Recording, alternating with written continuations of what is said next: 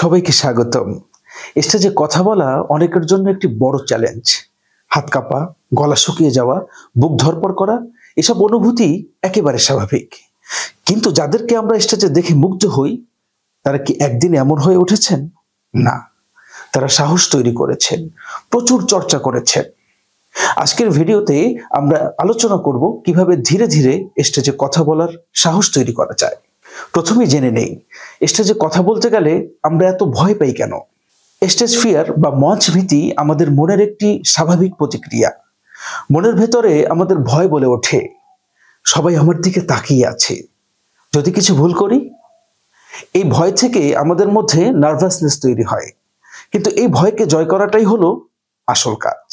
বিখ্যাত লেখক Mark Twain বলেছিলেন, courage is resistance to fear, mastery of fear, not absence of fear. অর্থাৎ সাহস মানে ভয় না থাকা নয়, বরং ভয়কে নিয়ন্ত্রণ করা। প্রিয় বন্ধুরা, যারা ইসলামিক অনুষ্ঠান পরিচালনা করতে আগ্রহী কিন্তু গোছানো কোনো নির্দেশনা পাচ্ছেন না, তাদের জন্য সুখবর। দীর্ঘদিনের অভিজ্ঞতার আলোকে একটি ইসলামিক অনুষ্ঠানের কোথায় কি বলতে হয় তা চমৎকারভাবে একটি শীটে একত্র করা হয়েছে। সেটি সংগ্রহ করতে ভিডিওর ডেসক্রিপশনে দেওয়া লিঙ্কে প্রবেশ করে অ্যাডমিনকে নক দিন। আমরা এখন কথা বলবো কিছু কৌশল নিয়ে, যা আপনার স্টেজ ফিয়ার কাটাতে সাহায্য করবে। প্রস্তুতি।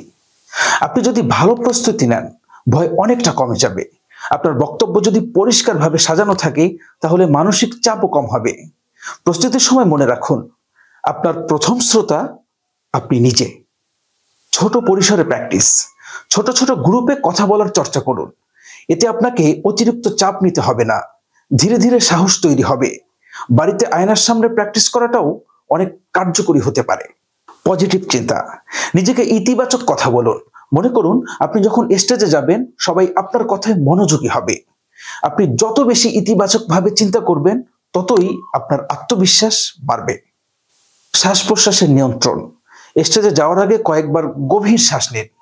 এটা আপনার নার্ভকে শান্ত করবে এবং আপনার মনকে ফোকাস করতে সাহায্য করবে। প্রিয় বন্ধুরা, অনেক বিখ্যাত ব্যক্তির স্টেজ ভীতির গল্প রয়েছে। বিখ্যাত বক্তা ওয়ারেন বাফেট একসময় ভয় পেতেন জনসম্মুখে কথা বলতে, কিন্তু আজ তিনি একজন সফল পাবলিক স্পিকার। তার সাফল্যের পেছনে ছিল নিয়মিত চর্চা এবং কখনো না থামার মানসিকতা। আমরা যে যাই করি না কেন, অনুশীলনেই আমাদের সাহসকে ধীরে ধীরে বাড়িয়ে তুলবে। রবি ঠাকুরের বিখ্যাত কবিতার একটি লাইন, যদি তোর ডাক শুনে কেউ না আসে, তবে একলা চলো রে। এই লাইন আমাদের শেখায়, ভয় থাকলেও সাহস নিয়ে সামনে এগিয়ে যেতে হবে। স্টেজে আপনি একা থাকতে পারেন, কিন্তু আপনার সাহসী হবে আপনার সবচেয়ে বড় সঙ্গী। স্টেজে কথা বলার ভয় একটি প্রাকৃতিক অনুভূতি, কিন্তু সেটাকে জয় করাও সম্ভব। প্রস্তুতি, ইতিবাচক মনোভাব, অনুশীলন এবং নিজের উপর বিশ্বাস, এই সব কিছু মিলে আপনাকে একজন আত্মবিশ্বাসী বক্তায় পরিণত করবে। আমরা সবাই ভুল করি, কিন্তু ভুল থেকে শেখাই আমাদের লক্ষ্য হওয়া উচিত। তাহলে আগামীবার যখন স্টেজে উঠবেন, মনে রাখবেন আপনি সাহসী, আপনি প্রস্তুত। প্রিয় বন্ধুরা, আজকের মতো এখানেই শেষ করছি। যদি ভিডিওটি আপনার কাজে আসে, তাহলে লাইক, কমেন্ট ও শেয়ার দিতে একদমই মিস করবেন না। উপস্থাপনা রিলেটেড ভিডিও পেতে চ্যানেলটিতে সাবস্ক্রাইব করুন। ভালো থাকুন, সুস্থ থাকুন। দেখা হবে নতুন কোনো ভিডিওতে। ধন্যবাদ সবাইকে।